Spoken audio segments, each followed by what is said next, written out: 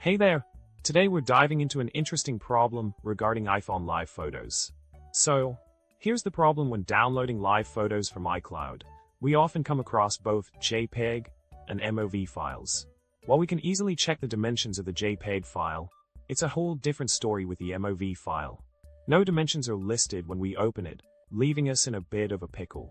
Now, let's talk about the solution to this problem. The VLC media player comes to our rescue.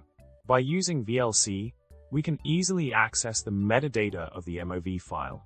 And voila! The dimensions of the video are revealed. It's 960 by 720 on an iPhone 14. Remember, the video resolution may vary based on the device used, so keep that in mind. In summary, we tackled the mystery of finding the video dimensions of live photos accompanying MOV files. Thanks to VLC, we were able to unveil the resolution 960 by 720 on an iPhone 14. Isn't technology amazing? Well, that's all for today, folks. Be sure to subscribe, like, and drop a comment below. Until next time, keep exploring the tech wonders around you.